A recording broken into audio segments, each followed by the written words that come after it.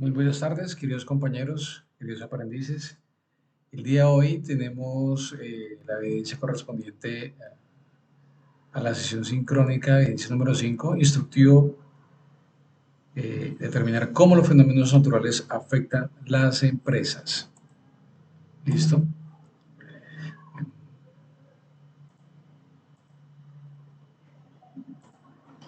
Bueno, vamos a dar inicio. Por favor, apagar cámaras y micrófonos y al final pues, podemos hacer las preguntas o las dudas que tengan pendiente.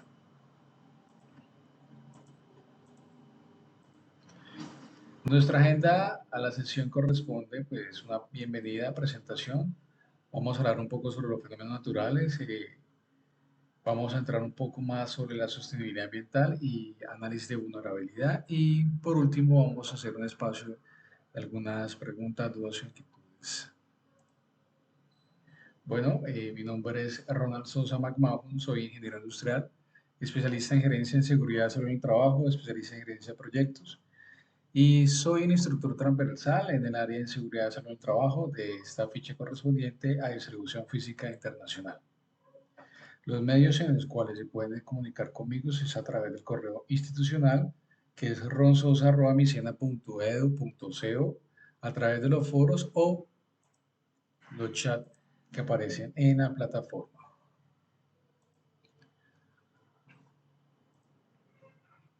Bueno, entonces vamos a profundizar un poco más o dar una claridad de los fenómenos naturales, ¿cierto? ¿Cuál es su definición y en qué consiste? Entonces, ¿qué son los fenómenos naturales? Los fenómenos son cambios de la naturaleza que suceden por sí solos, situaciones o sucesos extraordinarios causados por los cambios físicos y químicos de la naturaleza. Es un evento no artificial que se produce sin intervención humana, ¿cierto? En eso corresponden los fenómenos naturales. O sea, son cambios de la naturaleza que suceden por los constantes movimientos y transformaciones de los ecosistemas, como son la lluvia, los vientos, los sismos o el desgaste también de la naturaleza del suelo, ¿cierto? Esos fenómenos naturales eh, pueden amenazar en la vida de las personas.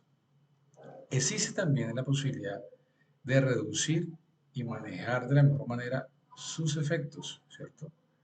Y eso se logra a través de la prevención y la mitigación, que son un conjunto de acciones para asegurarnos de que no suceda una emergencia o un desastre, o si suceden, que no nos perjudiquen de una manera muy significativa. ¿Ok?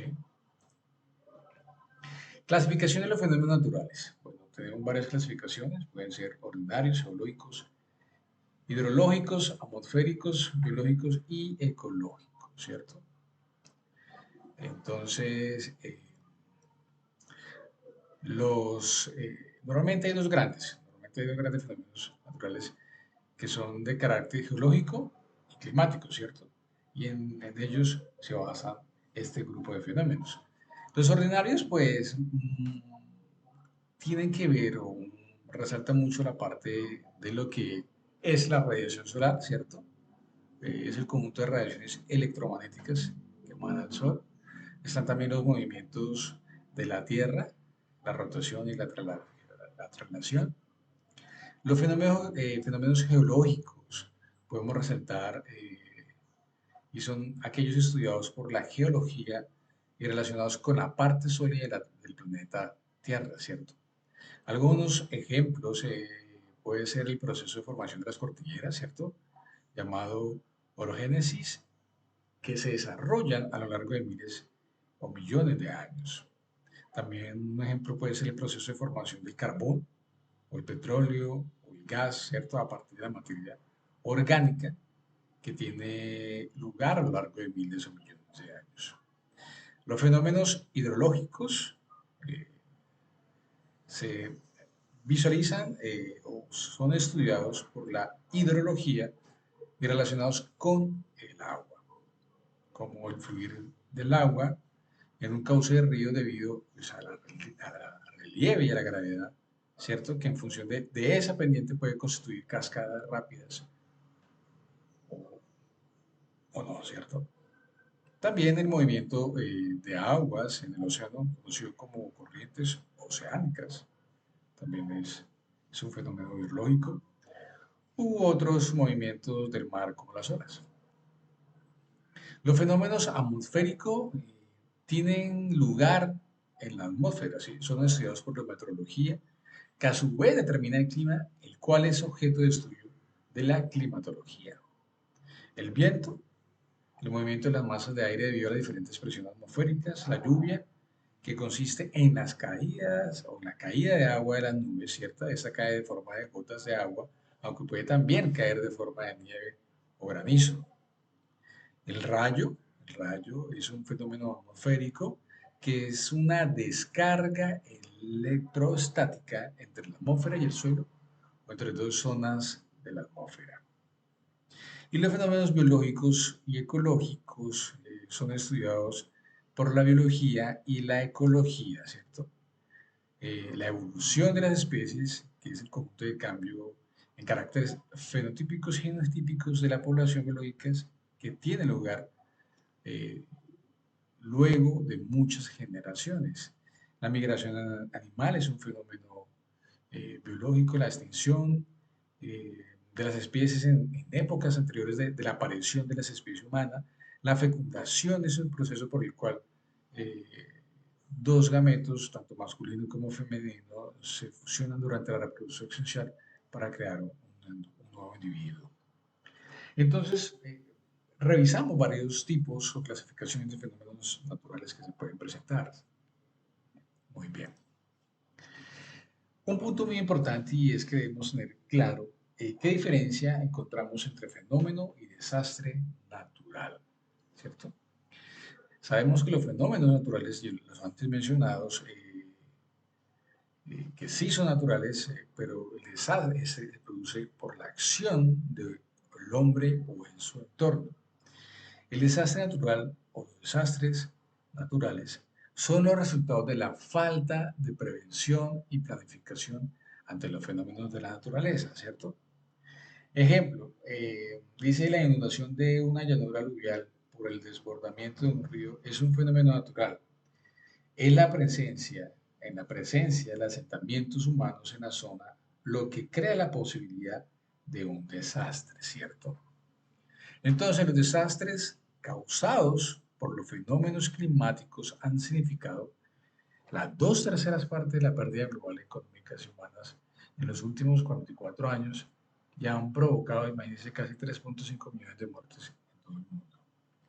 Entonces, recordemos que los desastres naturales son resultados de esa intervención humana en esos fenómenos naturales. Y esos desastres causan unos impactos. Entonces, estos impactos ambientales debemos tenerlo muy claro. ¿Y qué es un impacto ambiental? ¿Cierto? El impacto ambiental se refiere a todo efecto causado por actividades antropogénicas al medio ambiente. Este impacto puede ser negativo o positivo según las condiciones. O sea, antropogénico es cuando hablamos con la intervención humana, ¿cierto? Es el efecto que produce la actividad humana sobre el medio ambiente. O sea, son aquellas,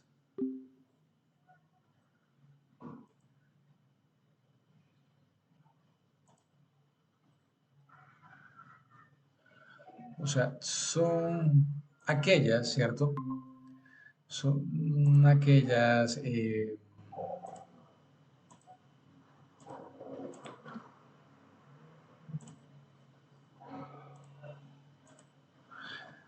son aquellas acciones de las personas sobre el medio ambiente, las cuales provocan efectos colaterales sobre este, ¿ok?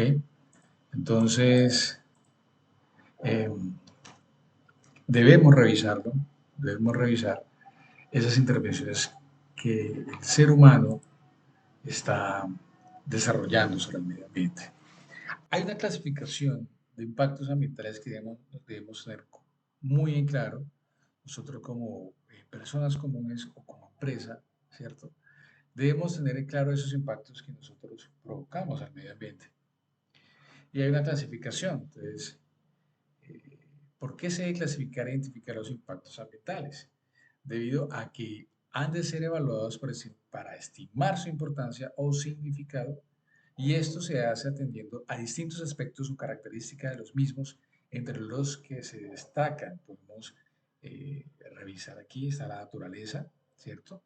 Se distinguen los impactos positivos son cuando se producen efectos beneficiosos sobre el medio y los negativos si se producen efectos perjudiciales sobre el medio ambiente, ¿cierto? El impacto ambiental positivo consiste en buscar las mejoras necesarias para evitar que los problemas ambientales actuales continúen agravándose, así como el hombre ha destruido gran parte también, podemos también mejorarla, ¿cierto? Ejemplo, el reciclaje y el adecuado tratamiento de los residuos es un impacto positivo, el cuidado de los parques y zonas verdes, ¿cierto? El uso de tecnologías en pro del medio ambiente es un impacto positivo. El crecimiento por el interés ecológico y el ambiental tanto de las personas o de las personas cotidianas o en la propia casa como de las empresas, ¿cierto? También está el directo e indirecto. El directo, pues, es cuando se considera si existe un vínculo directo entre la acción ejercida y su consecuencia. O indirecto si la acción impacta sobre un primer componente del ambiente y éste a su vez impacta en un segundo. Ejemplo de un impacto directo. La desaparición de una especie de ave que anidaba en una especie de árbol por una tala discriminada de dicho arbusto, ¿cierto?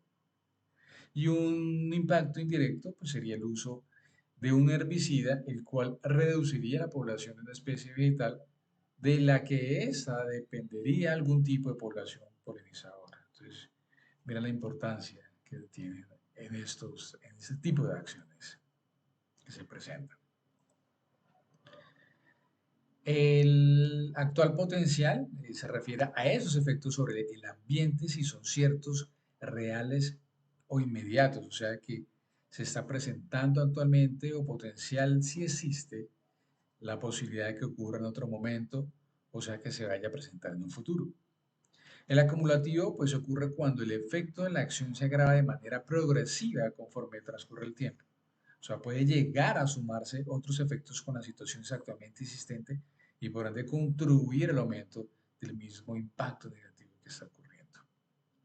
Cuando hablamos de impacto temporal o permanente, se habla de reversible o irreversible, hace referencia a la posibilidad o imposibilidad de que el ambiente impactado eh, retorne a sus condiciones originales, ¿cierto?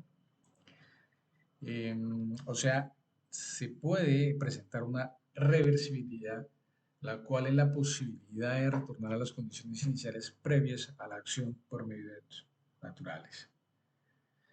Cuando hablamos de cierto, probable, improbable o desconocido, esa variable se refiere a qué tan probable es que el impacto se manifieste. Sinérgico, pues es sinérgico en la medida de que el mismo puede generar otros impactos indirectos. O sea, que es el conjunto de impactos que actúan entre sí debido a que actúan junto, su efecto es mucho más nocivo. Ejemplo, el fuego en sí es un elemento sinérgico que actúa debido a la suma de tres elementos, ejemplo, el calor, el oxígeno y el combustible, ¿cierto? Entonces, es así como podemos ejemplificar los impactos sinérgicos a través de la quema intencional o accidental de nuestros bosques.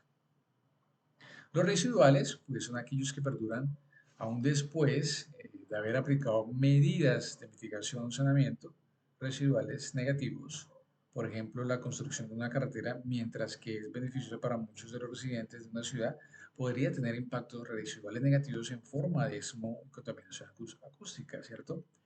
Residuales positivos si es una compañía que plantó árboles en un parque local como una compensación.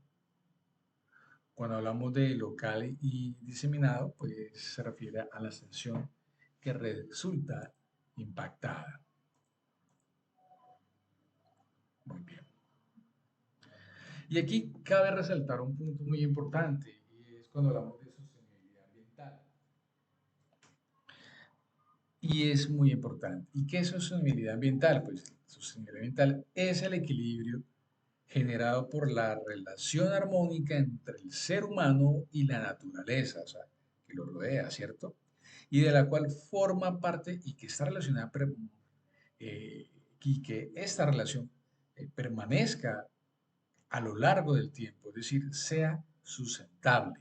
O sea, esa relación armónica entre el ambiente y el ser humano sea eh, sustentable a través del tiempo, ¿cierto? ¿Qué implica la sostenibilidad ambiental? Una de las razones que soportan la sostenibilidad ambiental es el fomento de una cultura que hace posible que las personas tomen conciencia del impacto ambiental de sus actividades, de los productos y servicios que ofrecen las industrias y de las actividades cotidianas, ¿cierto? Implica promover el desarrollo económico y alcanzarlo, pero sin amenazar ni degradar el ambiente. O sea, es decir, el impacto en el ambiente debe ser mínimo. De esta manera, no se comprometen los recursos naturales, tanto las generaciones presentes como para el futuro. ¿Y cuáles son las ventajas de poseer en las empresas o en las casas la sostenibilidad ambiental? Pues algunas ventajas de sostenibilidad ambiental: eh, adherirse a compromisos de sostenibilidad ambiental de las empresas genera racionalidad en la gestión, fomenta participación y confianza de todos los integrantes de la organización. Las empresas que aplican medidas de sostenibilidad ambiental generan imagen, eh, tanto de marca y prestigio, como son aquellas imágenes ecoamigables, ¿cierto? Al cumplir también todas las normativas medioambientales, se logra evitar incurrir en delitos, sanciones, multas o demandas, ¿cierto? Además, ayuda a la empresa a mejorar en el posicionamiento respecto a posibles licitaciones o convenios o proyectos y recursos financieros a un futuro. ¿Qué busca? ¿Qué busca la sostenibilidad ambiental? Pues, como hemos mencionado anteriormente, la sostenibilidad ambiental busca proteger el medio ambiente donde se desarrolla el hombre y minimizar en el mayor grado posible el efecto o impacto de las actividades humanas en él, ¿cierto? Pone especial interés en el cuidado del agua, que es muy importante. Se debe hacer un consumo razonable del agua frente a la escasez. El ahorro debe ser considerado como un mandatorio en la conducta humana industrial. En el consumo de energía, muy importante, el uso de nuevas fuentes de energía, ¿cierto? El uso de nuevas fuentes de energía eh,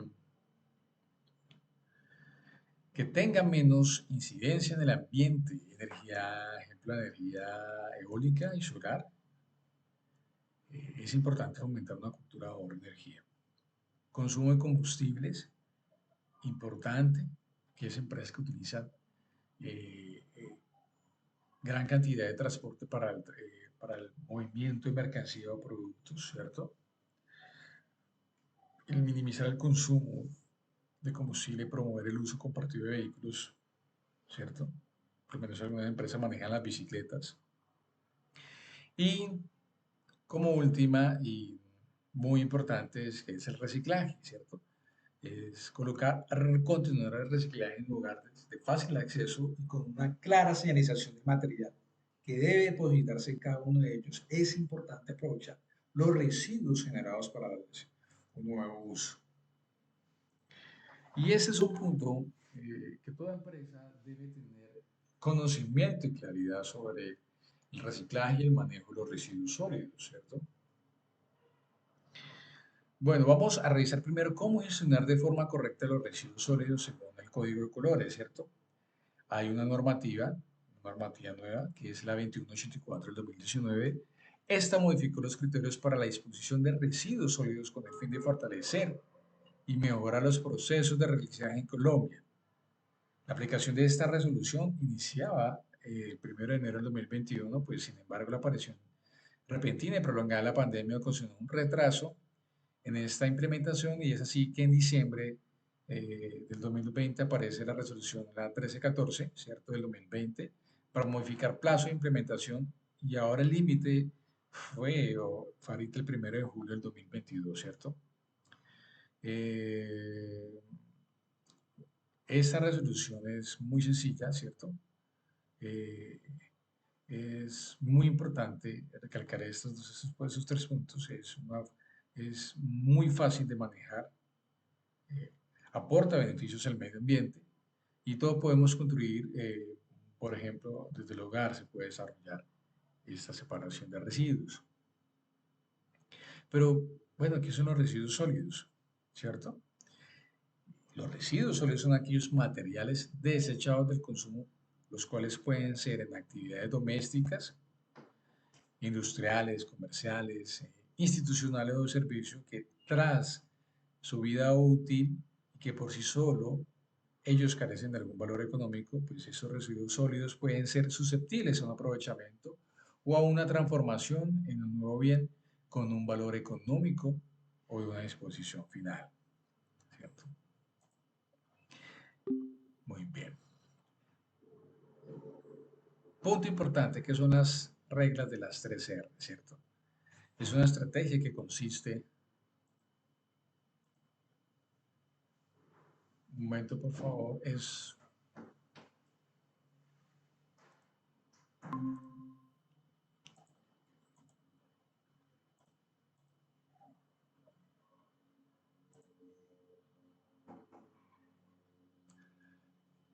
una estrategia que consiste en reducir, reciclar y reutilizar, como lo dice aquí la diapositiva, ¿cierto? Cuando hablamos de reducir, significa producir menos desechos eh, o residuos a disponer finalmente de una forma adecuada. Cuando hablamos de reciclar, implica introducir ese residuo sobre un nuevo ciclo productivo para convertirlo en una materia prima, trayendo consigo ventajas organizacionales. Y cuando hablamos de reutilizar, implica ser un consumidor responsable, ya que vamos a utilizar o reutilizar o, re, o el objeto o residuo sólido, ¿cierto? Que hemos eh, sacado, producido.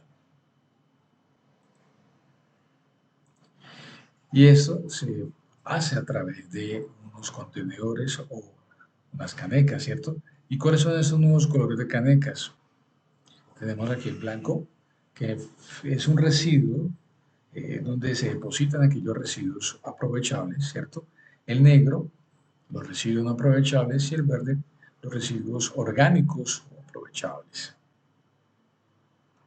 Entonces, el blanco, pues de residuos aprovechables que podemos reutilizar como el plástico, el vidrio, metales, papel y cartón. Ojo, si es una lata, debe estar seca, limpia, aplastada. Si es vidrio, debe ser, por ejemplo, una botella en buenas condiciones. En conclusión, debe estar limpios y secos. Cuando hablamos de la canequita negra, pues hablamos de residuos no aprovechables, como por ejemplo el papel higiénico, servilletas, papel, cartón contaminados con comida, papeles metalizados, residuos de barridos, toallas higiénicas, en general todo lo que debe ir al relleno sanitario y no se puede reciclar. Y en la caneca verde, pues hablamos de residuos orgánicos aprovechables como resto de comida, obviamente sin empaques, como son las cáscaras de huevos, maderas, ¿cierto? Hoja seca, desechos agrícolas, cáscaras de frutas y verduras, el resto de café, bolsas aromáticas, etcétera. Esos residuos van a ir a plantas de tratamiento para generar algunas nuevas materias. Muy importante, la separación.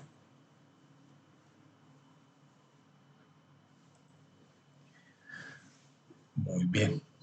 Entonces, teniendo una idea clara de los impactos ambientales, de los fenómenos naturales y de los desastres naturales que se presentan, hay un punto muy importante y es el riesgo, ¿cierto? Existen 3 factores que determinan el riesgo. Y hasta allá es donde vamos a llegar nosotros. Porque la idea es prevenir esos riesgos, tanto en las empresas o en el hogar, y que no se presenten o que sea mínimo el daño o controlarlos. Entonces, el riesgo. Pues el riesgo. ¿Qué es el riesgo y cómo se define el riesgo? Pues es la probabilidad de que un territorio o la sociedad o la comunidad que la habita se vean afectados por episodios naturales, ¿cierto? Entonces, tres factores fundamentales que es el peligro, la vulnerabilidad y la exposición. El peligro, pues, es el que supone el propio fenómeno, o sea, ejemplo, inundaciones, huracanes, terremotos. Cada uno de ellos se produce con una determinación, frecuencia y gravedad, ¿cierto? Y el riesgo que entraña, aumenta a medida que lo hacen estas dos variables. Cuando hablamos de vulnerabilidad, pues el daño potencial que pueden sufrir las personas y los bienes expuestos, muy relacionado con la preparación de la sociedad frente a los desastres naturales.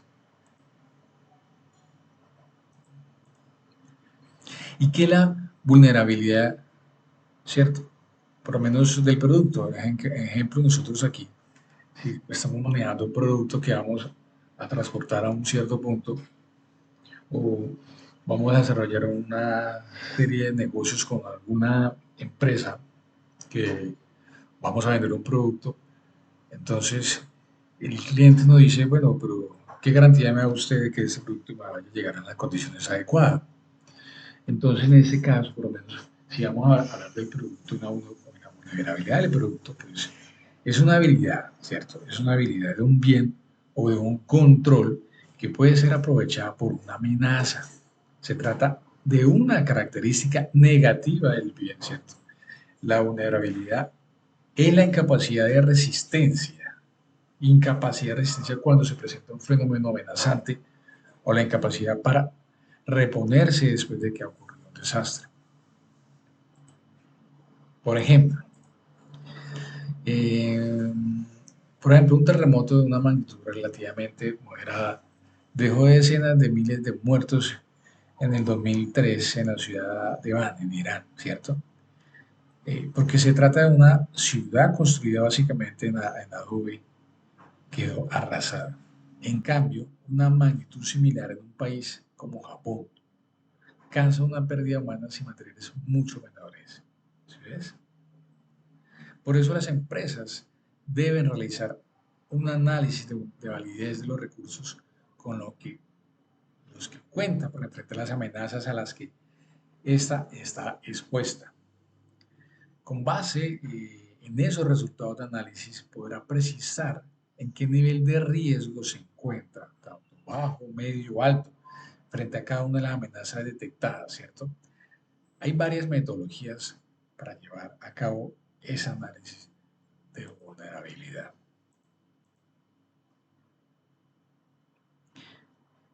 Y cuando hablamos de exposición,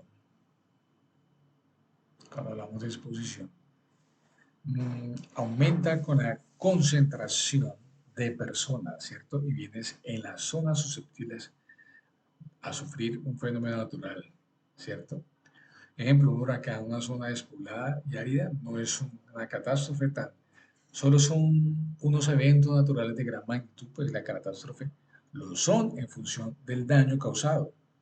O sea, cientos de fenómenos extremos pasan inadvertidos. Ejemplo, el terremoto de Haití en el 2010 con cientos de miles de fallecidos y una devastación de la que años después el país aún no ha llegado a recuperarse, ¿cierto? Ese es el caso contrario si hubiese tenido lugar cerca de la capital y en una zona densamente poblada a la que cabe añadir también su alta vulnerabilidad. Entonces, es importante. Entonces, ¿qué consecuencias? Aumenta el riesgo de adquirir enfermedades, número inesperado de muertes, afectaciones de comportamientos psicológicos y sociales. Entonces, mire, muy importante la vulnerabilidad, el peligro y la exposición, que son tres factores que determinan el riesgo. ¿Ok? Importante. Para esto debemos tener muy en claro todos estos factores, todo este análisis y con el fin de llegar a una prevención, a unos programas de prevención que debemos tener. ¿Ok?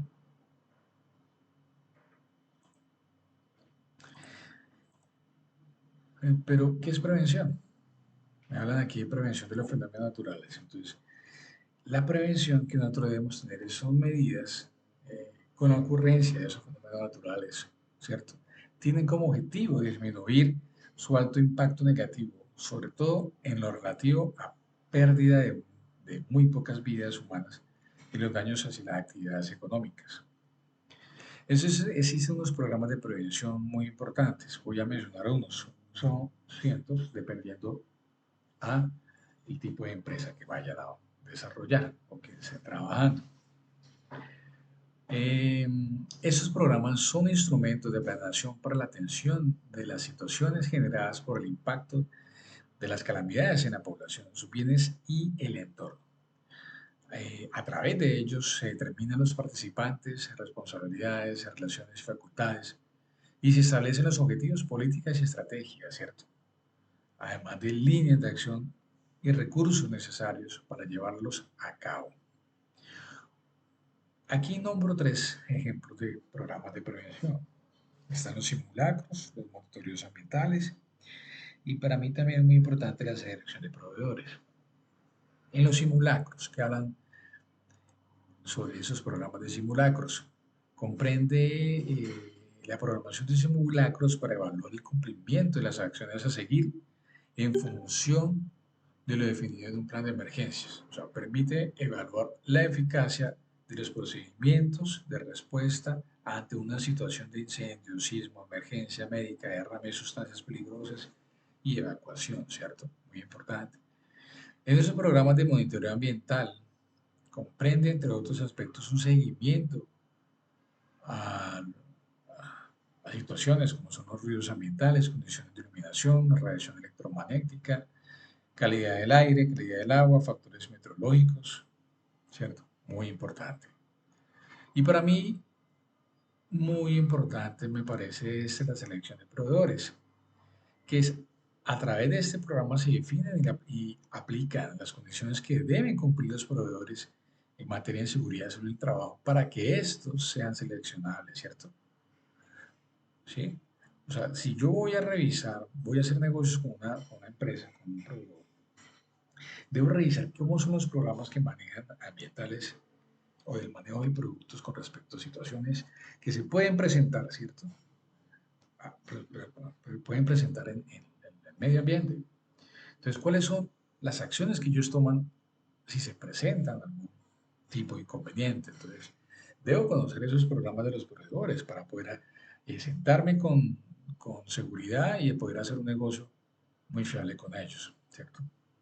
Esos nombres de los planes y programas en seguridad en el trabajo pueden variar dependiendo de la actividad económica de la empresa, ¿cierto? O sea, no tienen que ser exactamente los mismos nombres.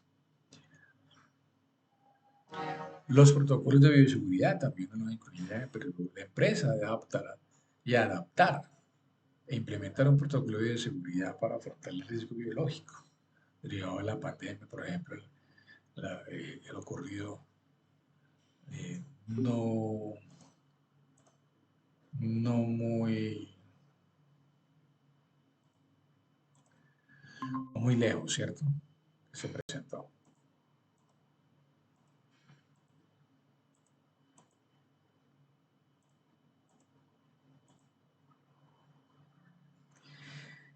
Entonces, estos programas de prevención, ¿qué buscan? Buscan la reducción del riesgo, ¿cierto? Buscan la reducción del riesgo eh, que o no se presente o eliminarlo o controlarlo. ¿Y qué es? Es un proceso que busca modificar o disminuir las condiciones de riesgo existentes y evitar nuevos riesgos en el territorio o en el producto a través de medidas de mitigación y prevención que se adoptan con antelación para reducir esas amenazas, la exposición y disminuir la vulnerabilidad de las personas, los medios de subsistencia o los bienes también, o la infraestructura y los recursos ambientales para evitar o minimizar los daños y pérdidas en caso de producirse esos eventos peligrosos. Aquí tenemos algunos ejemplos de programas de prevención, sismos, ¿cierto? Lo pueden manejar a través de estos afiches, documentos más visuales, temporadas de lluvia que se pueden presentar. Es un fenómeno meteorológico que se inicia con la condensación del vapor del agua contenido en las nubes. O los sismos, pues no se pueden predecir, aunque a nivel mundial se han realizado esfuerzos en ese sentido. No ha habido institución o persona que haya tenido éxito en una predicción confiable con el suficiente sustento científico y utilidad práctica. Entonces, es complicado.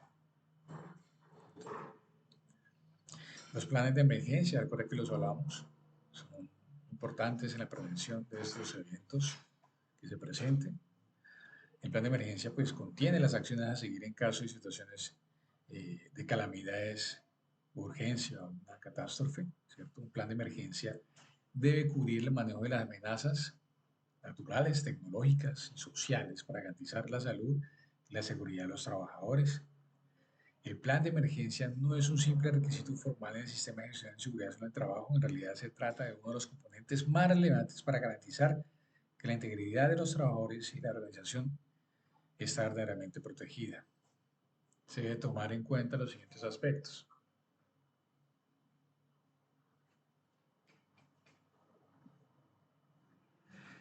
Eh, la identificación de amenazas y de recursos disponibles para afrontarlas, análisis de vulnerabilidad y la evaluación de los riesgos, es que es importante, la formulación de procedimientos para prevenir, controlar o minimizar los riesgos asignados a recursos, ¿cierto?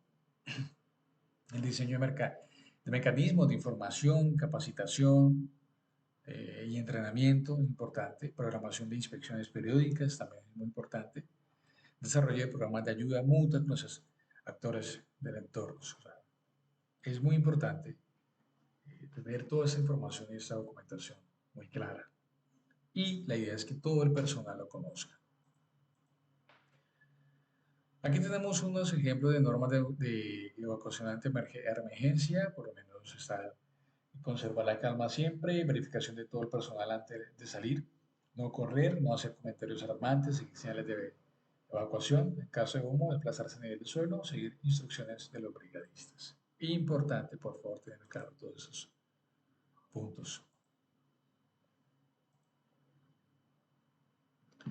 Amenazas a la seguridad y la salud, ¿cierto? Las amenazas son todas aquellas circunstancias, objetos, situaciones que tienen la potencialidad para causar un grave daño a los trabajadores o a las instalaciones de la empresa, ¿cierto? Según su origen, se clasifican en tres tipos, que las que nosotros estamos viendo acá. Naturales, tecnológicas y sociales.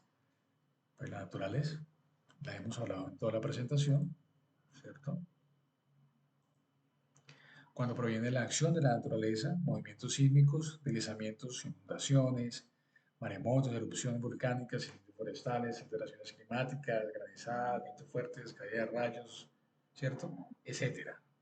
Las tecnológicas, las que provienen de la acción no planificada de las personas o de la falla accidental de los equipos, ¿cierto? Como lesiones personales, incendio, explosiones, fuga de gas, emisión de vapores, ¿cierto? Fallas estructurales, y sociales, las que provienen de una circunstancia social o de la acción intencional de hacer daño por parte de un individuo o un grupo, como lo son los desórdenes civiles, el terrorismo, asaltos, hurtos, toma armada, alguna instalación o el secuestro.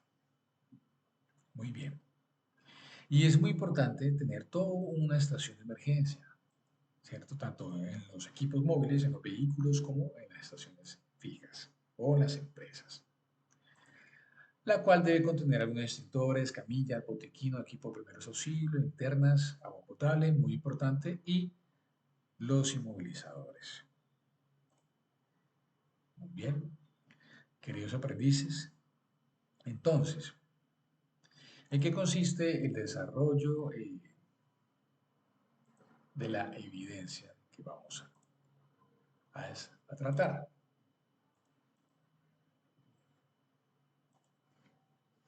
Bien. Nos dice, eh, dice actividad de aprendizaje 1, simular negociaciones nacionales e internacionales teniendo en cuenta los riesgos operacionales que se puedan presentar. Determinar cómo los fenómenos naturales afectan a las empresas. Muy bien. Dice, es importante reconocer los factores externos que pueden afectar los procesos de la empresa, encontrando en esto los fenómenos naturales. Dichos fenómenos también son conocidos como los permanentes movimientos y transformaciones que sufre la naturaleza.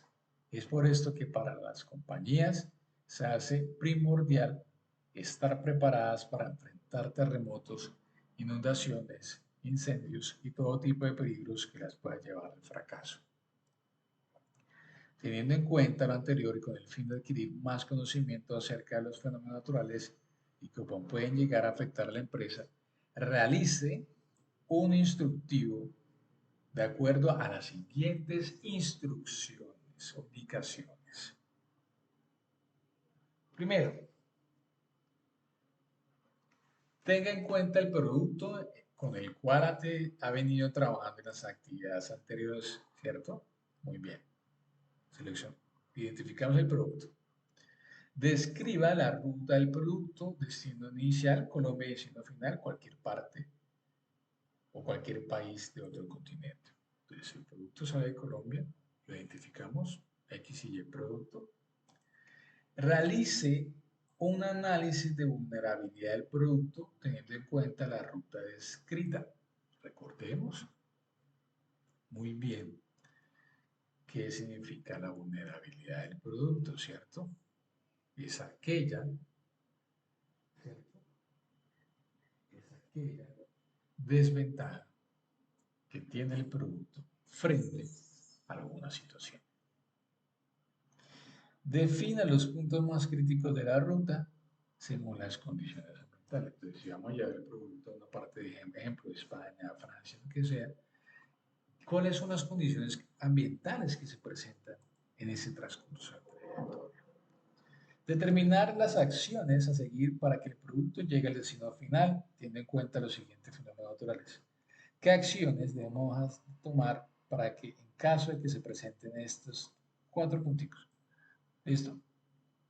De acuerdo con las acciones a seguir, el punto anterior, explique cómo se pueden optimizar los recursos requeridos en el desarrollo de sus actividades formativas y productivas según las normas institucionales. Mencione cómo se puede contribuir con el cuidado y el uso de elementos de la empresa después de ocurrido el fenómeno natural. ¿Sí?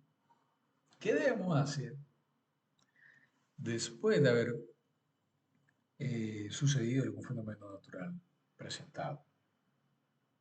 ¿Cómo podemos contribuir en el cuidado y el uso? ¿Sí? ¿Alguna mejoras con respecto a la situación planteada? Entonces, con respecto a estos puntos, elaboremos un instructivo de la herramienta de su preferencia, teniendo en cuenta lo realizado en los puntos anteriores. También pueden anexar imágenes al instructivo. Envía el archivo al instructor correspondiente. Entonces, el trabajo es muy sencillo, queridos aprendices. Realízalo del material que desee y cualquier duda o cualquier inquietud, por favor, eh, hacerlo llegar, ¿cierto? Bueno, queridos aprendices, es todo por el momento. Estamos en contacto. Que tengan feliz tarde.